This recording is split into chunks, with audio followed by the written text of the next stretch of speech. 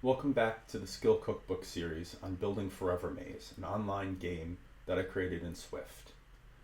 In this series, I'm showing you exactly how I solved a number of different challenges and problems that popped up while I was building the game.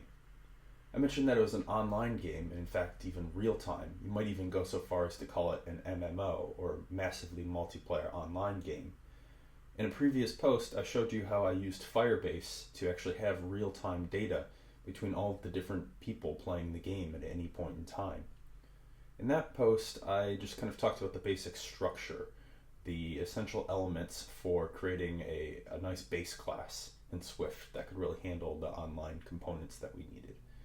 In this post, I'm going to dive in a little bit deeper, talking about the actual buffering and way that I used Firebase. So, if we think about the screen here, at any given point in time, there are a number of different tiles on it. I could draw all of these out, but I don't want to waste your time. You just imagine that the whole screen is filled with these different tiles. And the first challenge that we already overcame in one of the earlier videos was figuring out which tiles or coordinates are on the screen at any given point in time.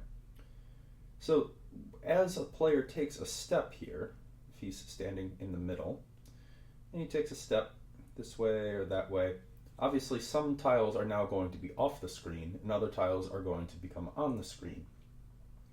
So we can simply iterate over the different tiles and determine if each one is on the screen. And if it's not, then we unload it, which just basically means throwing it away and waiting for it to be garbage collected. Or if a new tile is popping onto the screen, then that's when we use our class that actually loads up the data from Firebase. At any given point in time, let's say I take a step to the east here, you can see that there's probably going to be 1, 2, 3, 4, 5, 6, 7, 8, and also over here 9, 10, 11, 12, 13, a number of different tiles that are going to suddenly become available or need to be loaded as I'm making that step. And in the previous video, I also explained even the idea of having a buffer region that extends further around the edge of the screen, because we don't want to be waiting to load objects that are actually on screen.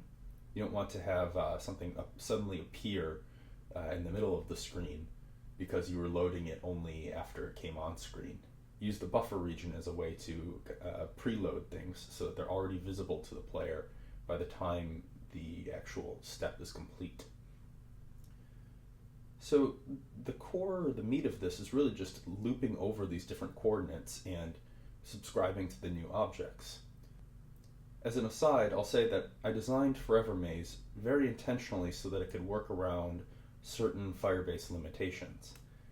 If I let the character move too fast in some of my early experiments, I found that the internet connections weren't always able to keep up. If the moving speed is too fast or the game is too far zoomed out, it just means that there's a lot more tiles that need to be loaded a lot more quickly in order for everything to be ready. And if that happens, then on a poor internet connection, it can very easily end up causing some very perceivable lag. So I kind of masked this by making sure that Forever Maze did have kind of a slower character movement speed, was relatively zoomed in, so there weren't a bunch of or thousands of tiles on the screen at any given point in time. And it worked well, because in Forever Maze it's supposed to be kind of a slow, methodical, explorative sort of game. But if you're working with something very fast-paced and just quick movement and requiring very fast things, you'd have to get pretty clever in order to be able to continue to use Firebase. Fundamentally, the problem stems from the fact that when you want to load the data from Firebase, you're loading 15 or however many and discrete objects from Firebase, as opposed to conducting one query that gives you all the objects you need. You're pulling a number of different discrete queries. So as that n gets large, it tends to slow down. Setting that aside though, again, Firebase did work very well for my particular use case in Forever Maze, and I think can work well for many game developers. We'll return to the actual loading and unloading. Once tiles are loaded, There's also the consideration of the objects in the tiles. So there might be, I don't know, a tree here, or another player here. These are each objects on the tiles. This necessitates that tiles know about which objects they contain. So the tile data structure actually contains within it object IDs.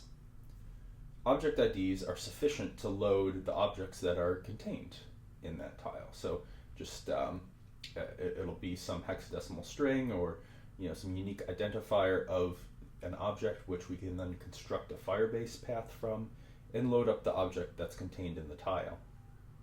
This is kind of interesting because it means that frequently you end up with objects, a little bit of duplication. In other words, let's say tile 0 by 0 contains object IDs, and one of those is player, let's just call it player 1.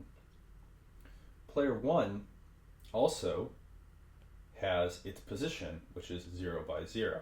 So you'll notice that that position value is essentially duplicated because the tile knows about the object IDs and the object knows about the coordinate.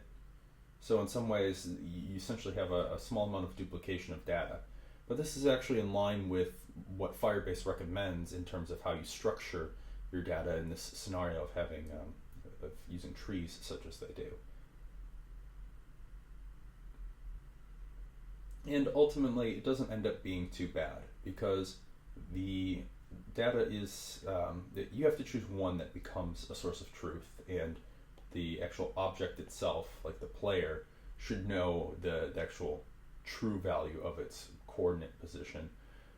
But at the same time, you just need that reference there in the tiles, because having that object IDs array means that as soon as a tile comes onto the screen, you can loop over the object IDs and load each of the objects on that tile, which means then that all of the objects are also visible by the time that they come onto screen. Last is when an object actually moves around screen, when something changes about the object and its position goes from 0 by 0 to 0 by 1. In the previous article, I already talked about how you detect that change, how that data is detected from Firebase. But what we need to do then is actually understand what to do on the client side. There's really three scenarios that can be happening here. When the position of an object changes, either it's on screen already and moving to another position on screen, or it's on screen already and moving off screen, in which case we unload it, or if it's off screen and it's moving on screen, in which case we load it for the first time. It's really not that difficult once you break it down into those three cases. You animate the object such that it moves to its new position, and then just do whatever needs to be done, adding it, removing it, or leaving it be on the screen. So that's it for a basic tutorial on how I used Firebase to create a 2D, essentially MMORPG style game.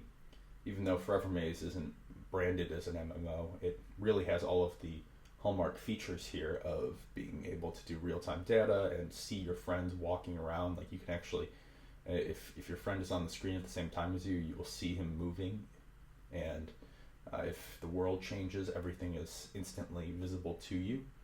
So it is in many ways actually an MMO. I hope you found this video useful. If anything wasn't clear, let me know in the comments and I'm happy to explain more. And check out the other videos in the series too, where I explain the other interesting challenges and problems I ran into when creating Forever Maze.